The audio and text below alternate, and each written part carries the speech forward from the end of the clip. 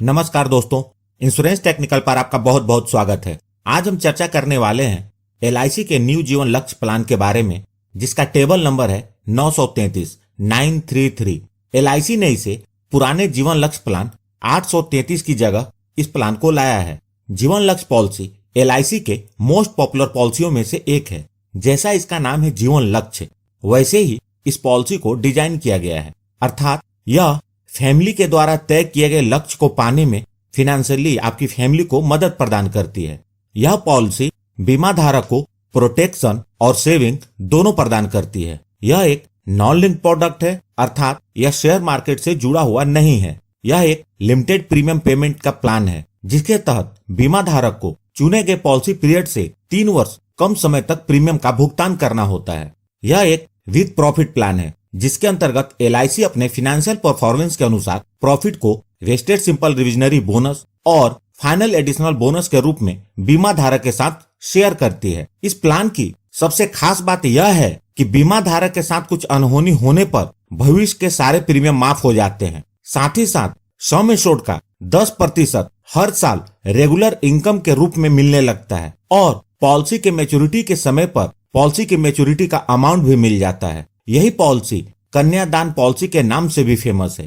Tax benefit, इस policy के अंतर्गत जो प्रीमियम का भुगतान होता है वह इनकम टैक्स के सेक्शन 80C के अंतर्गत एग्जम्प्टेड होता है, और जो मैच्योरिटी या डेथ क्लेम बेनिफिट के रूप में जो अमाउंट पेड होता है वह इनकम टैक्स के सेक्शन 10D के अंतर्गत टैक्स फ्री होता है। इस पॉलिसी के अंतर्गत मंथली, क्वार्टरली, हाफ ईयरली और ईयरली प्रीमियम पेमेंट का मोड उपलब्ध है। आप अपनी जरूरत के अनुसार इसका चुनाव कर सकते हैं। ग्रेस पीरियड, ग्रेस पीरियड का मतलब होता है प्रीमियम को पे करने के लिए अतिरिक्त समय।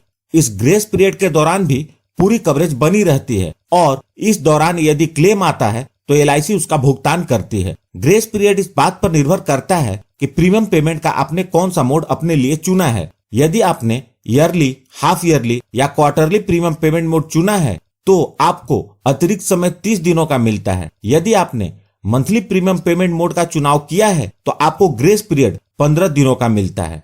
सरेंडर वैल्यू, इस पॉलिसी के 2 वर्ष के प्रीमियम का भुगतान करने के बाद बीमा धारक पॉलिसी को सरेंडर कर सकते हैं, लेकिन इस बात का ध्यान रखें, जब भी आप पॉलिसी को सरेंडर करेंगे आपको काफी नुकसान होगा। इसलिए पॉलिसी लेते समय सोच समझकर उतने ही सम एश्योर्ड की पॉलिसी लें जिसका प्रीमियम भरने में आपको दिक्कत ना हो और आपको पॉलिसी सरेंडर करने की आवश्यकता न पड़े। लोन फैसिलिटी, इस पॉलिसी के अंतर्गत लोन की सुविधा उपलब्ध है, जो कि पॉलिसी के अंतर्गत 2 वर्ष के प्रीमियम का भुगतान करने के बाद मिलती है। लोन का अमाउंट इस बात पर निर्भर करता है कि पॉलिसी कितने साल चली है और उसका सरेंडर वैल्यू क्या है। इन फोर्स पॉलिसी के लिए लोन सरेंडर वैल्यू का 90% मिलता है और पेड अप वैल्यू पॉलिसी के लिए लोन सरेंडर वैल्यू का 80% मिलता है। रिवाइवल ऑफ पॉलिसी, रिवाइवल का मतलब होता है बंद पॉलिसी को फिर से चालू करना। यदि आपने कुछ वर्ष तक पॉलिसी के प्रीमियम का भुगतान किया और उसके बाद प्रीमियम का भुगतान करना बंद कर दिया और आपकी पॉलिसी बंद हो गई हो, तो आप इस बंद पॉलिसी को 5 वर्ष के अंदर कभी भी बकाये प्रीमियम का भुगतान इंटरेस्ट के साथ करके चालू कर सकते हैं। यह 5 वर्ष का रिवाइवल पीरियड इस पॉलिसी के अंतर्गत एक अच्छा बदलाव है। पेड अप वैल्यू, यह इस पॉलिसी की बहुत अच्छी बेनिफिट है, जिसके अंतर्गत यदि बीमा धारक ने कम से कम 2 वर्ष या उससे अधिक अवधि के प्रीमियम का भुगतान कर दिया हो, उसके बाद किसी भी कारणवश प्रीमियम का भुगतान करना बंद कर दिया हो, तो भी इस पॉलिसी की कवरेज खत्म नहीं होती, बल्कि पॉलिसी के लाभ घटे हुए सम एश्योर्ड के साथ जारी रहते हैं। दोस्तों, पेड अप वैल्यू की जानकारी बहुत ही जरूरी है। यदि आप पॉलिसी का प्रीमियम नहीं भर पा रहे हैं और इसे बंद करने की सोच रहे हैं, और यदि आप एलआईसी का भी करता है और आपका कोई कस्टमर अपनी पॉलिसी को बंद करने की सोच रहा है, तो उसे पेड अप वैल्यू के बारे में जरूर बताएं। मैंने पेड अप वैल्यू के ऊपर अलग से वीडियो बनाई हुई है, यदि आप उसे देखना चाहें तो देख सकते हैं। आइए अब बात करते हैं इस पॉलिसी को लेने के लिए आवश्यक मापदंड के बारे में। इस पॉलिसी को लेने के लिए मिनिमम एज एट एंट्री है 18 वर्ष, मतलब 18 वर्ष से कम उम्र के बच्चों को यह पॉलिसी नहीं दी जा सकती। यह पॉलिसी उसे दी जा सकती है जिसने 18 वर्ष कंप्लीट कर लिया है। मैक्सिमम एज एट एंट्री 50 वर्ष, नियरेस्ट बर्थडे, मतलब 50 वर्ष 6 महीने से अधिक उम्र वाले व्यक्ति को यह पॉलिसी नहीं दी जा सकती। मैक्सिमम एज एट मैच्योरिटी वह है 65 वर्ष। मतलब 50 वर्ष के आयु के व्यक्ति को 15 वर्ष से ज्यादा का पॉलिसी पीरियड नहीं दिया जा सकता और 45 वर्ष वाले व्यक्ति को 20 वर्ष से ज्यादा का पॉलिसी पीरियड नहीं दिया जा सकता। मतलब इस पॉलिसी के अंतर्गत जो भी पॉलिसी पीरियड अवेलेबल है उसमें से उतना ही पीरियड की पॉलिसी दी जा सकती है, जिससे कि पॉलिसी की मैच्योरिटी बीमा धारक के 65 वर्ष पूरे होने तक हो जाए। पॉलिसी टर्म, इस पॉलिसी के अंतर्गत 13 वर्ष से लेकर 25 वर्ष तक का टर्म अवेलेबल है, अर्थात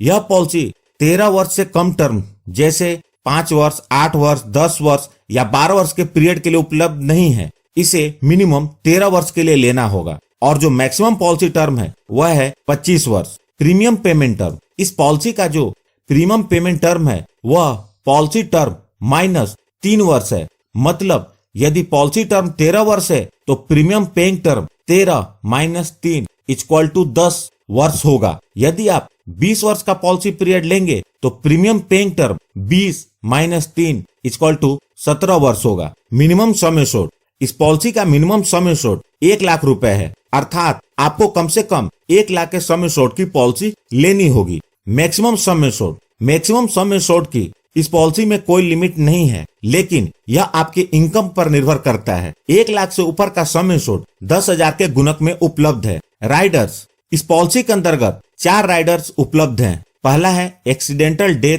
एंड डिसेबिलिटी बेनिफिट राइडर, दूसरा accident benefit rider.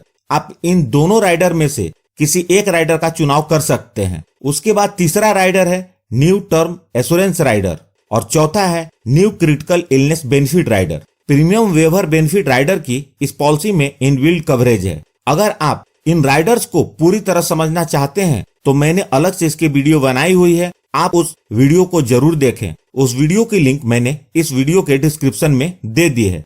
Settlement option for maturity and death benefit, यहाँ आप समझ लीजिए कि इस पॉलिसी के डेथ बेनिफिट या मैच्योरिटी को किस किस प्रकार से ले सकते हैं। इस पॉलिसी के अंतर्गत आपको मैच्योरिटी और डेथ बेनिफिट लेने के 2 ऑप्शंस उपलब्ध हैं। पहला है लमसम पेमेंट, जिसमें मैच्योरिटी या डेथ बेनिफिट का भुगतान एक बार में ही हो जाता है, अर्थात LIC पूरा पैसा एक साथ पे कर देती है। यदि मैच्योरिटी है तो भुगतान बीमा धारक को होता है और यदि डेथ बेनिफिट है तो इसका भुगतान नॉमिनी को होता है। जो दूसरा ऑप्शन है इन इंस्टॉलमेंट का, इसके अंतर्गत बीमा धारक चाहे तो मैच्योरिटी या डेथ बेनिफिट के भुगतान को 5, 10 या 15 साल तक मंथली, क्वार्टरली, हाफ ईयरली और ईयरली इंस्टॉलमेंट के रूप में ले सकते हैं। वे चाहे तो पूरी अमाउंट को इंस्टॉलमेंट में ले या चाहे तो कुछ हिस्सा लमसम में ले और कुछ हिस्सा इंस्टॉलमेंट में ले। यहाँ एक बात का ध्यान रखें, इस ऑप्शन का चुनाव बीमा धारक जब तक जीवित हैं कर सकते हैं और वो जब चाहे इसमें बदलाव कर सकते हैं, लेकिन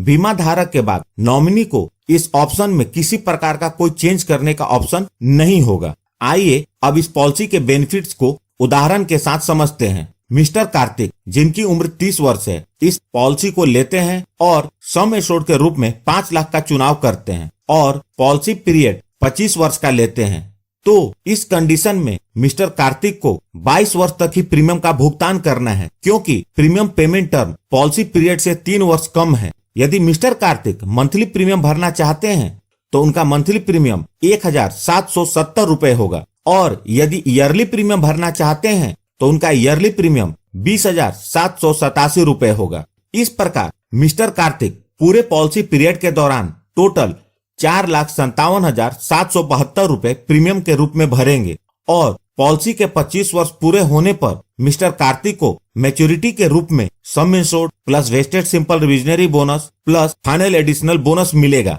जो इस प्रकार होगा। Sum assured 5 lakh, wasted simple revisionary bonus 6,12,500 रुपए, फाइनल एडिशनल बोनस 2,25,000 रुपए। मतलब टोटल मैच्योरिटी का अमाउंट 13,37,500 रुपए मिलेंगे। यहाँ जो मैंने बोनस को कैलकुलेट किया है वह LIC द्वारा जीवन लक्ष्य पॉलिसी के अंतर्गत डिक्लेयर किए गए वर्तमान बोनस रेट के आधार पर है। इसे LIC हर साल डिक्लेयर करती है। आपकी मैच्योरिटी का अमाउंट इससे अलग हो सकता है। अब बात करते हैं डेथ बेनिफिट के बारे में।